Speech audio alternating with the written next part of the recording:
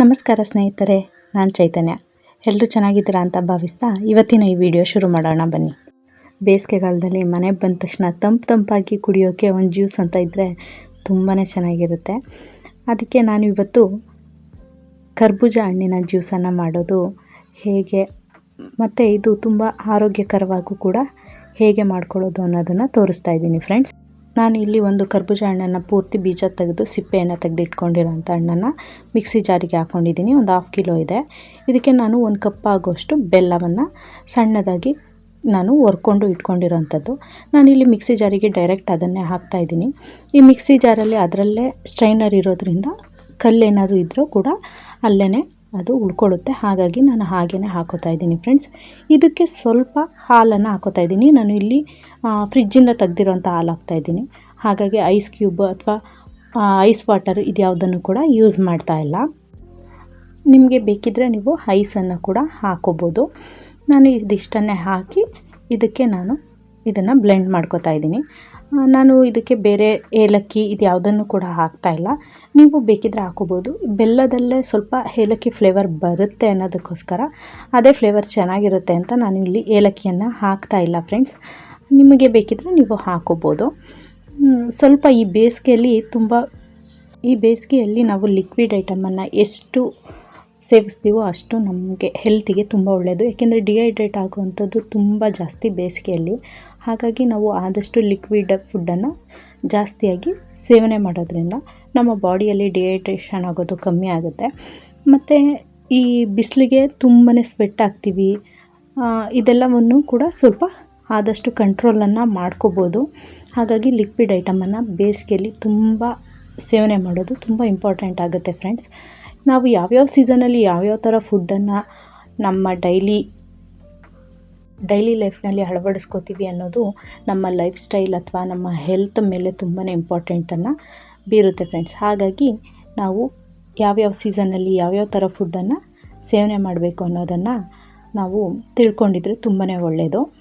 ಈಗ ಈ ಜ್ಯೂಸ್ ರೆಡಿಯಾಗಿದೆ. ನಾನು ಇದಕ್ಕೆ ತುಂಬ ತಿಕ್ಕಾಗಿದೆ ಅಂತ ನನಗೆ ಫೀಲ್ ಆಗ್ತಾಯಿದೆ. ಹಾಗಾಗಿ ನಾನು ಇದಕ್ಕೆ ಸ್ವಲ್ಪ ನೀರನ್ನು, ವಾಟರ್ ಅಥವಾ ನೀವು ಬೇಕಿರೋ ಮಿಲ್ಕನ್ನು ಕೂಡ ಹಾಕೋಬೋದು. ನಾನು ಇಲ್ಲಿ ಸ್ವಲ್ಪ ನೀರನ್ನು ಕೂಡ ಆ್ಯಡ್ ಮಾಡಿಕೊಂಡು ನಾನು ಇದನ್ನು ಸರ್ವ್ ಮಾಡ್ಕೋತೀನಿ ಫ್ರೆಂಡ್ಸ್. ನಾನಿಲ್ಲಿ ಸರ್ವ್ ಮಾಡೋದಕ್ಕೆ ಸ್ವಲ್ಪ ಮಕ್ಕಳಿಗೆ ಸುಮ್ಮನೆ ಹಾಗೆ ಗ್ಲಾಸಲ್ಲಿ ಕೊಡೋದ್ರಿಂದ ಅವರಿಗೂ ಬೋರಿಂಗ್ ಅನಿಸುತ್ತೆ. ಹಾಗಾಗಿ ಸ್ವಲ್ಪ ಇದನ್ನು ಡೆಕೋರ್ ಮಾಡೋಣ ಅಂತ ಹೇಳಿ ನಾನು ಇಲ್ಲಿ ಗ್ಲಾಸಿಗೆ ಸ್ವಲ್ಪ ಹನಿಯನ್ನು ಟಿಪ್ಪಿಗೆ ನಾನು ಇಲ್ಲಿ ಹಚ್ಕೊಂಡು ಇದಕ್ಕೆ ನಾನು ಸ್ವಲ್ಪ ಶುಗರನ್ನು ಕ್ರಷ್ ಮಾಡ್ಕೊಂಡಿದ್ದೀನಿ. ತುಂಬಾ ಏನು ಪುಡಿ ಮಾಡ್ಕೊಂಡಿಲ್ಲ, ಸ್ವಲ್ಪ ಕ್ರಷ್ ಮಾಡ್ಕೊಂಡಿದ್ದೀನಿ. ಕಲ್ಲಲ್ಲಿ ಹಾಗೆ ಕುಟ್ಟಿ ಪುಡಿ ಮಾಡ್ಕೊಂಡಿದ್ದೀನಿ.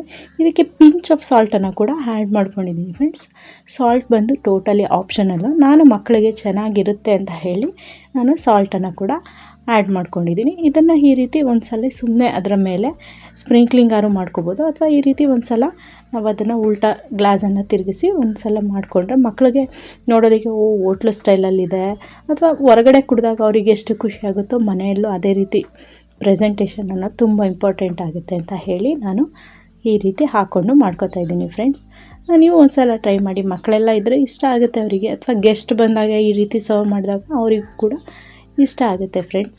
ಇದಕ್ಕೆ ಬೇಕಿದ್ರೆ ನೀವು ಹನಿಯನ್ನು ಹಾಕಿ ಲೋಟದಲ್ಲಿ ಸ್ವಲ್ಪ ಅದನ್ನು ಸ್ಕ್ರೋಲ್ ಮಾಡಿ ಸ್ವಲ್ಪ ಹೊತ್ತು ನೀವು ಫ್ರೀಝರಲ್ಲಿ ಒಂದು 2 ಮಿನಿಟ್ಸ್ ಅಥವಾ 5 ಮಿನಿಟ್ಸ್ ಇಟ್ಟರೆ ಅದು ಸೆಟ್ ಆಗುತ್ತೆ. ಅದ್ರ ಮೇಲೆ ನೀವು ಜ್ಯೂಸ್ ಹಾಕಿದಾಗ ಅದು ಕೂಡ ಕ್ರಿಯೇಟಿವ್ ಆಗಿ ಕಾಣಿಸುತ್ತೆ ಫ್ರೆಂಡ್ಸ್.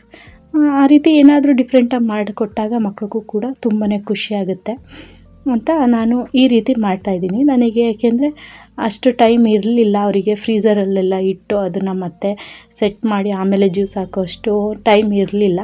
ಹಾಗಾಗಿ ನಾನು ಹೀಗೇ ಸರ್ವ್ ಮಾಡ್ಕೋತಾ ಇದ್ದೀನಿ. ನೀವು ನಿಮಗೆ ಹೇಗೆ ಅನುಕೂಲ ಆಗುತ್ತೆ ನೋಡಿ ಆ ರೀತಿ ಸರ್ವ್ ಮಾಡ್ಕೊಳ್ಳಿ ಫ್ರೆಂಡ್ಸ್. ಇದೊಂದೇ ಫ್ರೂಟಲ್ಲಿ ಈ ರೀತಿ ಮಾಡಬೇಕು ಅಂತ ಏನಿಲ್ಲ.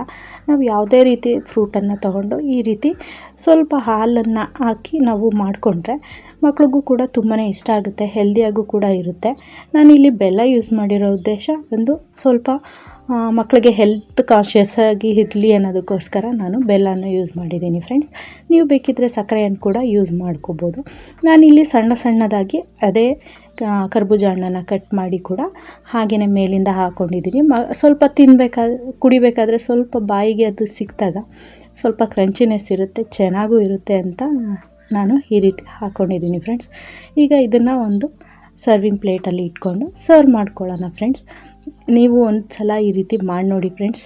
ಮಕ್ಕಳ ಜೊತೆ ಫ್ಯಾಮಿಲಿ ಜೊತೆ ಶೇರ್ ಮಾಡಿ ಹೇಗೆ ಇತ್ತು ಅನ್ನೋದನ್ನು ಟೇಸ್ಟ್ನ ಖಂಡಿತ ನನಗೆ ಕಮೆಂಟ್ ಮಾಡಿ ತಿಳಿಸಿ ಫ್ರೆಂಡ್ಸ್.